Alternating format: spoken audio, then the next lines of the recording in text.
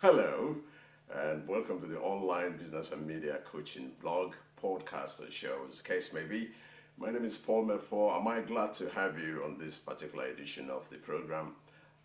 Well, last time we talked about image composition using the still camera. Today we're moving ahead to talk about the use of the video camera in the production of your media for campaign and the promotion of your business, whatever the case may be this time around. This time we're talking about the video camera. There's some marked differences between the video, not too much of a difference anyway, between the video camera and the still camera. They equally share some similarities, and there are a few differences. Things like focus, aperture,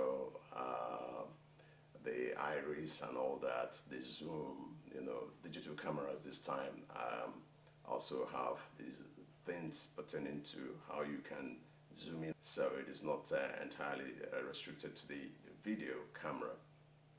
So, but in using the video camera, you need to know some peculiarities, some very important things to enable you work effectively within this sector. And then it is important that you get to know about some terminologies that you come across every day or every time, or would come across mostly as you engage yourself in the business of videography. Terminologies, for example, like shot. A shot is, for example, when you hit the record button on the camera or the start button on the camera to the time you hit the stop button.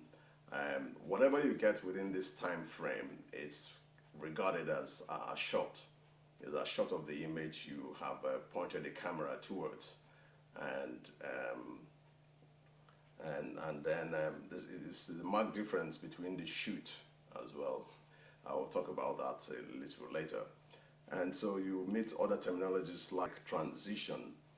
Transition is a movement from shot to shot, from one shot to the other.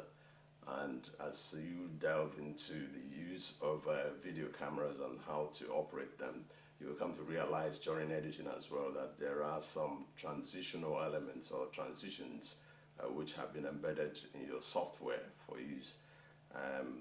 But the most simple of transitions is that from one shot to the other. That's the easiest of the cut that you have, which transcends or moves into one shot into the other. That's possibly the easiest of transitions you can have. There's also terminology like the pan. You hear videographers talk about panning the camera. When you pan the camera, you make it move from right to left or left to right. Gentle movement of the camera as you're doing your recording will be termed as panning the camera or pan. There's also something similar to it which is known as tilt. When you're tilting the camera, you're moving it from down to up or from up to down. Gentle movement, not very swift ones, which can harm the image you're creating. But gentle movement of the camera from down to up position, or from down to up position of where you are making your image. And you will also be coming across things like the zoom, which is your position in relation to the subject you are taking. You can move in or move out, or use the zoom on the camera, which gives the effect that you are moving closer to the image or moving away from it.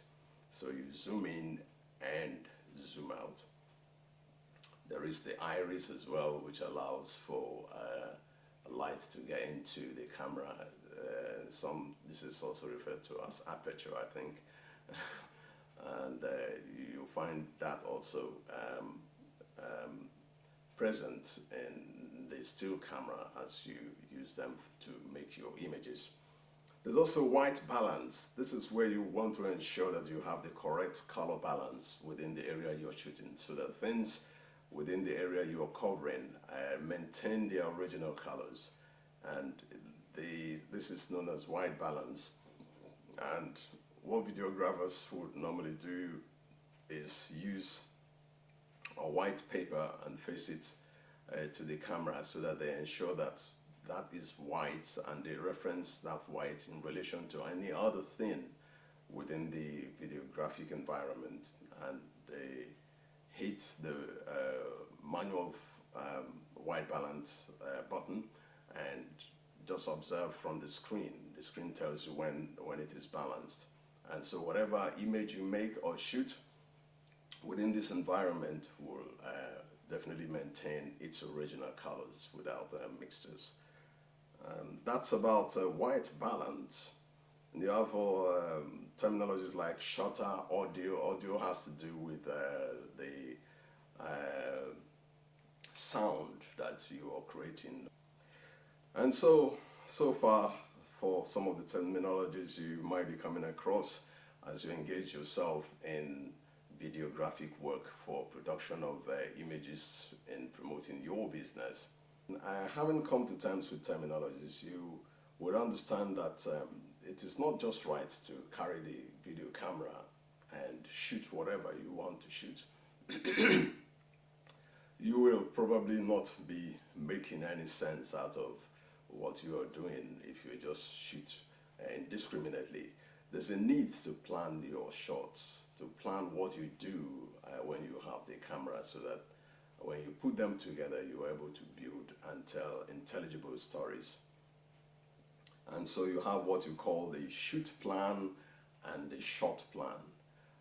When I say the shoot plan, this will involve all the plans you make, all the arrangements you make from between the time you beginning to make your pictures, the different sections, editing, and photographs you take during a shooting session would be known as a shooting plan. All the arrangements you make to bring this to life. While the shot plan will be the plans that you make, the arrangement that you make with regards to the particular shots you want to take, how you arrange these shots, how you frame them, and why you really ask yourself, why do I really want this shot? How do I use it to tell the story that I want to tell? Will it be enough to make my story intelligible to people? These are some of the considerations that you bring in while planning your shot.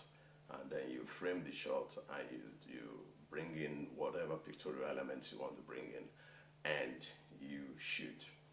That is about the shot plan.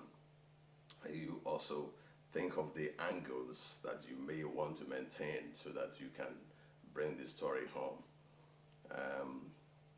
So when you are done with planning, or rather, when you have made yourself aware of how you plan your shoot and how you plan your shots, you will also be confronted with camera functions. There's a need for you to know how your camera functions.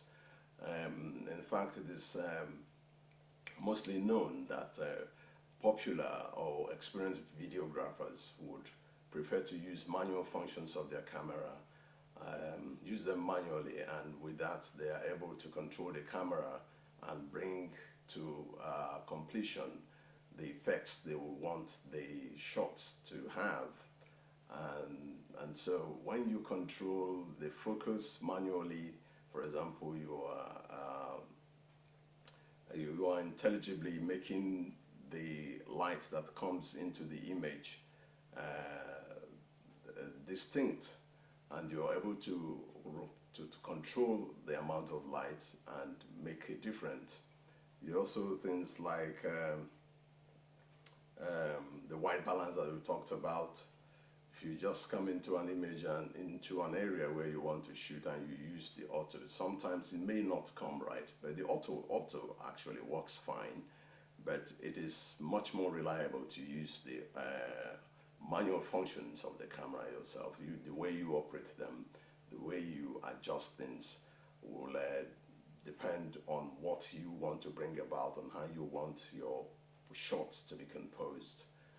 And you're able to do that much better when you control the camera functions that you have. So there's a need for you to have an idea of how the camera works, and then that will be a lot better for you and make you a better videographer. You also be required to know things like the type of shots that you create, the type of shots that you get, or the angles of the shots that you take. There are things, for example, like extreme wide shots, which is, for example, when you come into an area that you want to talk about, you give an establishment. It's also known as an establishment shot, where you take in the whole picture, the whole environment, and try to make whoever is watching to understand that, for example, if you are dealing with a school or you are dealing with a marketplace, you take in the full view of that environment. And that will be the shot known as the extreme wide shot. You're showing the subject's surroundings. There's also things like the very wide shot, which still deals with the environment, but in this case, there's a bit of it. It's not like the extreme wide shot. It's a bit closer now that you can begin to see more of the subjects or things around that environment a little clearer than you used to when you use the extreme wide shot. There's also the wide shot. In this case, the subject takes up the full frame of the camera. You're bringing the subject much closer this time around with the wide shot. There's also mid shot, which is bringing into focus some part of the subject you are videoing or making photograph of. It is known as the mid shot. There's also the medium close up, which, for example, shows the face and gives a closer look at the face. For example, that you can even see some points, or for people who have acne, you can see these points because of the closeness that the subject has been brought. And so you have close-up as well, where you see a part of the face. It's so close that you cannot see the face entirely, but just a part of it. So these are some of the things that you're required to know as you begin your work as a videographer. So that's the much we can take for this edition of the online business and media coaching blog, show, podcast. Until next time, this is Paul Mefo saying bye for now and take good care of yourself. Bye-bye now.